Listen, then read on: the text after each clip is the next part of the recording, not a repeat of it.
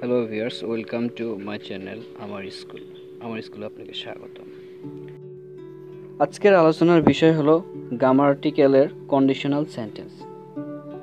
At first we have to know what is conditional sentence. Conditional sentence হলো if অথবা unless যুক্ত সেন্টেন্সকে conditional sentence বলে। একটা বিষয় মাথায় রাখতে হবে যে কন্ডিশনাল সেন্টেন্সের দুইটি অংশ থাকে। একটা হচ্ছে ইফ যুক্ত অংশ আর একটা হচ্ছে কমার পরের অংশ। কন্ডিশনাল সেন্টেন্স প্রধানত তিন প্রকার: first condition, second condition, third condition. Condition কি এবং কন্ডিশন কত প্রকার তা ইতিমধ্যে আমরা জানতে পেরে গেছি। তাহলে আর দেরি না করে চলো মূল আলোচনায় যাওয়া যাক। ফার্স্ট কন্ডিশনালের শর্টকাট হলো ইফ প্লাস প্রেজেন্ট টেন্স, কমার পরে ফিউচার ইনডিফিনিট টেন্স। এখানে লক্ষ্য করলে তোমরা দুইটি অংশ দেখতে পাচ্ছ। প্রথম অংশ ইফ যুক্ত সেন্টেন্সটি আর দ্বিতীয় অংশ কমার পরের সেন্টেন্সটি। এক্সাম্পলের মাধ্যমে বিষয়টি আরও ক্লিয়ার করা যাক। Example: if Alex asks me, I dash email the documents. এক্সাম্পলটি লক্ষ্য করলে তোমরা দেখতে পাবে যে ইফ অ্যালেক্স আস্কস এই ভার্বের সাথে এস যুক্ত আছে। ভার্বের সাথে এস অবলিক ইএস যুক্ত থাকলে সাধারণত ধরে নেওয়া হয় সেটি প্রেজেন্ট টেন্সে আছে। অতএব ইফ যুক্ত অংশটি প্রেজেন্ট টেন্সে আছে। এখানে কমার পরে অবশ্যই ফিউচার টেন্সে হবে। অ্যান্সার হবে if Alex asks me, I will email the documents.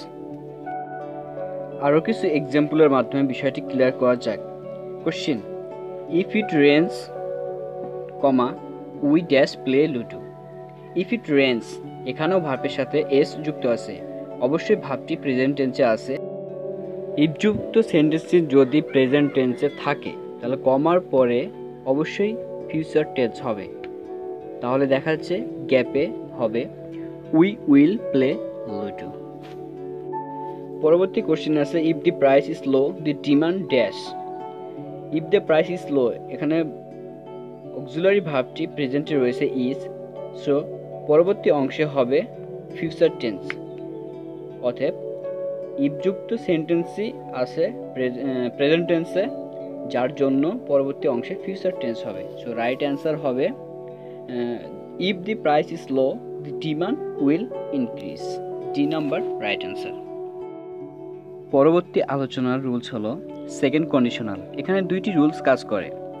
প্রথমটি ইফ প্লাস সাবজেক্ট এ ভার্বের past participle form, would, could, might plus verb. ভার্বটি অবশ্যই বেস ফর্ম হতে হবে।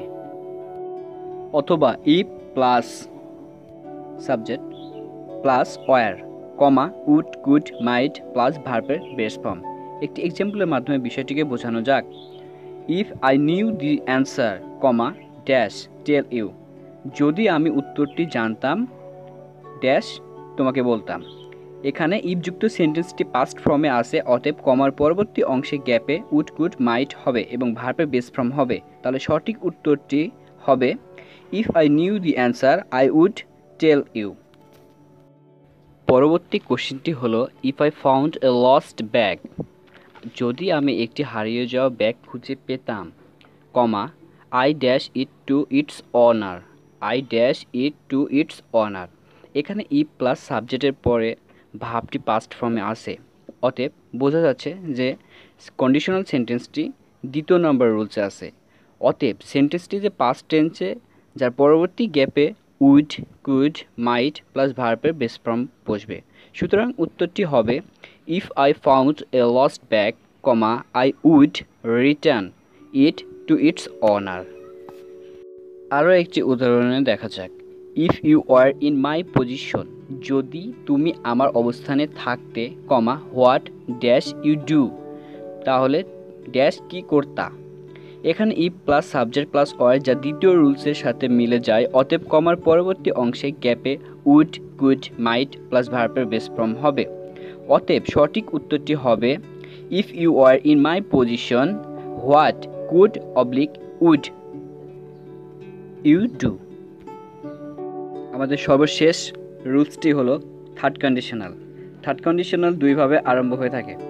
একটা if plus subject plus had plus ভার্বের past participle form comma subject would could might plus have plus ভার্বের পাস্ট পার্টিসিপল ফর্ম।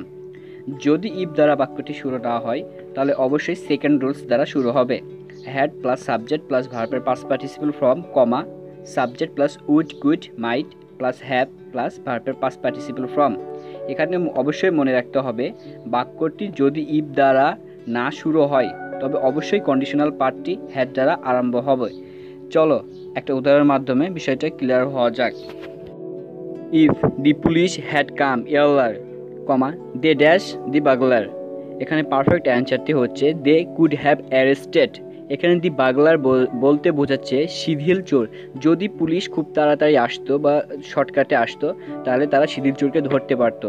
হ্যাডের পরে ভার্বের পাস্ট পার্টিসিপল ফর্ম থাকায় পরবর্তী কমার অংশে কুড প্লাস হ্যাভ প্লাস ভার্বের পাস্ট পার্টিসিপল ফর্ম হয়েছে। পরবর্তী উদাহরণটি হচ্ছে if I dash been more cautious. Cautious মানে তোমরা লিখে রাখতে পারো এখানে দূরদর্শী। আমি যদি আরও বেশি দূরদর্শী হতাম। This could have worked. কমার পরবর্তী অংশে দেখো কুড প্লাস হ্যাভ প্লাস ভার্বের পাস্ট পার্টিসিপল ফর্ম আছে, তাহলে অবশ্যই if plus subject plus had plus ভার্বের পাস্ট পার্টিসিপল ফর্ম হবে। অতএব উপযুক্ত অর্থটি হচ্ছে if I had been more cautious. পরবর্তী উদাহরণটি হলো if he had been able to comma he dash to see us. যদি সে সক্ষম হতো সে comma dash to see us আমাদেরকে দেখতে আসতো। এখানে ইফযুক্ত সেন্টেন্সটি দেখতে পাচ্ছ হ্যাড প্লাস ভার্বের পাস্ট পার্টিসিপল ফর্ম বসে, অবশ্যই এটা থার্ড কন্ডিশনাল। সুতরাং থার্ড কন্ডিশনাল হওয়ার জন্য সাবজেক্টের পর উড প্লাস হ্যাভ প্লাস ভার্বের পাস্ট পার্টিসিপল ফর্ম হবে। তাহলে সঠিক অ্যান্সারটি হচ্ছে if he had been able to comma he would have come to see us. যদি সে সক্ষম হতো তাহলে সে অবশ্যই আমাদেরকে দেখতে আসতো। সুতরাং সঠিক অ্যান্সারটি হলো ডি। আমাদের লাস্ট উদাহরণটি হলো had I been in your shoe. যদি আমি তোমার জায়গায় থাকতাম কমা ড্যাশ দি জব। এখানে দেখো বাক্যটি ইফ দ্বারা শুরু হয় নাই, বাক্যটি শুরু হয়েছে হ্যাড দ্বারা। তাহলে অবশ্যই এটা থার্ড কন্ডিশনাল। থার্ড কন্ডিশনাল হওয়ার জন্য গ্যাপে বসবে উড প্লাস হ্যাভ প্লাস ভার্বের পাস্ট পার্টিসিপল ফর্ম। এখানে সঠিক অ্যান্সারটি হবে had I been in your shoes. যদি আমি তোমার জায়গায় হতাম I would have gone for the job. তাহলে আমি চাকরির জন্য যেতাম। অতএব সঠিক অ্যান্সারটি হলো ডি। তোমাদের বোঝার সুবিধার জন্য আমি শর্টকাটগুলো লিখে দিলাম। আজকের মতো এ পর্যন্ত। দেখা হবে সামনে কোনো ভিডিওতে নতুন কোনো টপিকস নিয়ে।